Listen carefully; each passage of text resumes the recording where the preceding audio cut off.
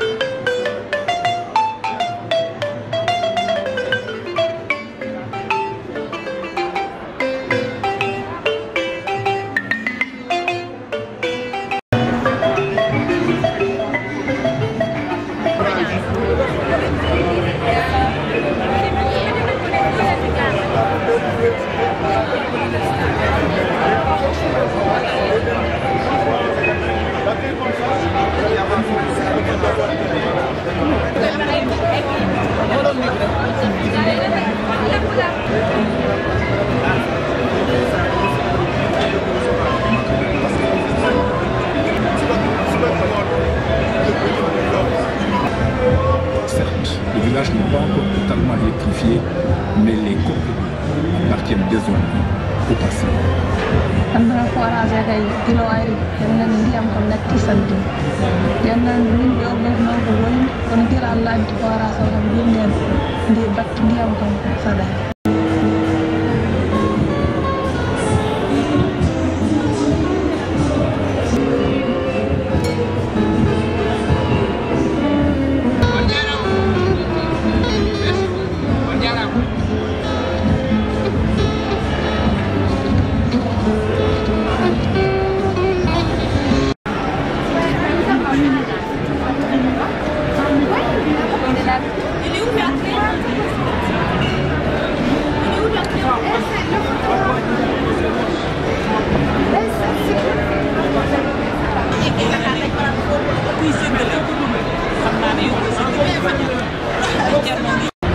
Memouna, bonjour.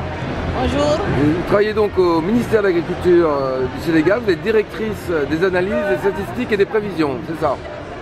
Alors pourriez-vous nous parler, donc vous êtes présente au Salon de l'Agriculture depuis 10 ans, hein, le Sénégal est présent depuis 10 ans. Pourriez-vous nous expliquer un peu de quoi est constituée l'agriculture au Sénégal? Je vous remercie. Le Sénégal se trouve dans une zone sahélienne et l'agriculture est une agriculture sous pluie. Donc nous cultivons des céréales, de l'arachide et du coton.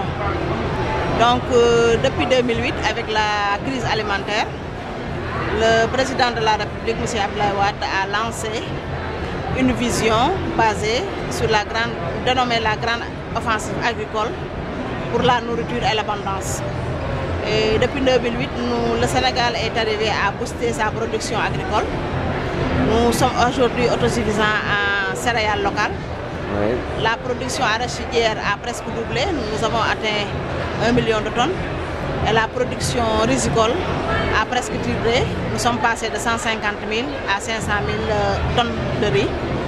C'est dire que cette vision a eu un effet positif. C'était une réponse à la crise alimentaire mondiale de 2008. Et nous saluons cette vision aujourd'hui qui nous a permis de résoudre ce problème de famine au niveau du Sénégal. Alors, vous êtes maintenant autosuffisant dans la production des céréales. Le riz, par contre, vous êtes tributaire des imports. Bien sûr, vous savez que le Sénégal est un pays consommateur de riz. Oui. Les 500 000 tonnes de paddy que nous produisons ne suffisent pas pour nourrir toute la population. C'est la raison pour laquelle nous continuons d'importer du riz. Mais je peux dire que cette importation est divisée par deux depuis l'avènement de la Guana en 2008.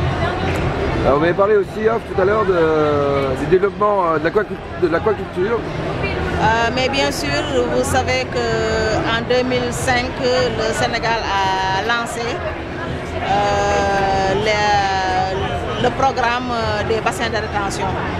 Qu'est-ce qu'un bassin de rétention? Il suffit tout simplement, dans les zones sèches, où il ne pleut pas beaucoup, de recueillir l'eau de ruissellement au niveau d'un bassin. Et en saison sèche, l'eau est utilisée pour faire du maraîchage et de l'aquaculture.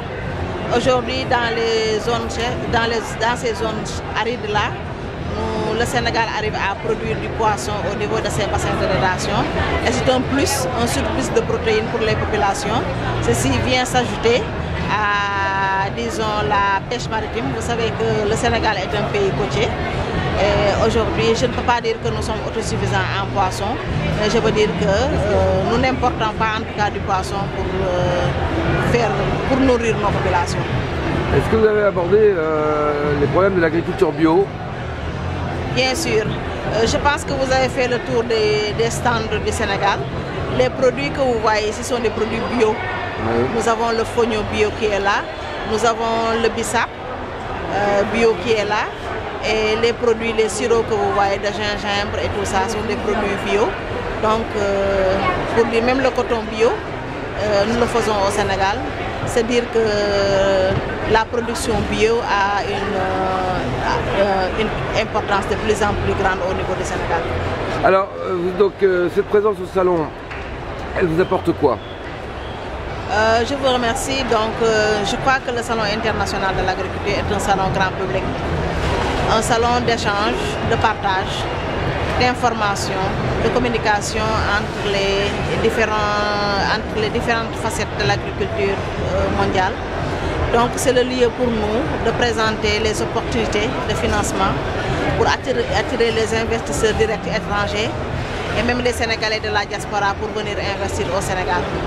Je pense que si vous avez bien suivi les activités du Sénégal au niveau de ce salon, nous avons organisé 2 forats.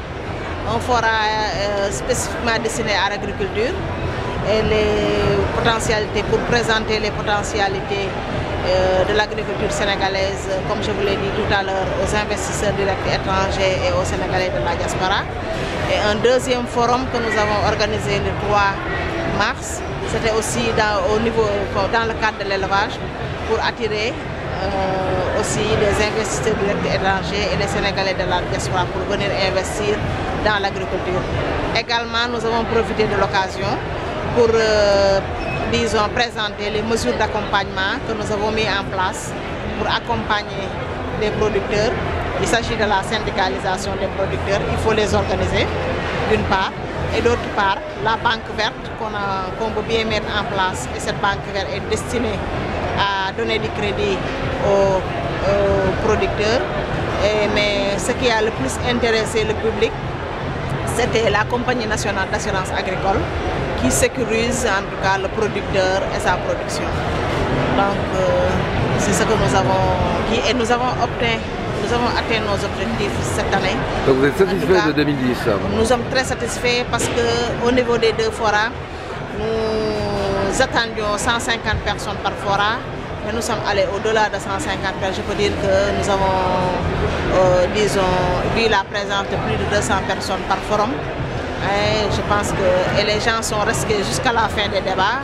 C'est dire qu'ils se sont intéressés vraiment au thème que nous leur avons présenté. Eh bien, vous remercie. Et c'est moi qui vous remercie. Ça va.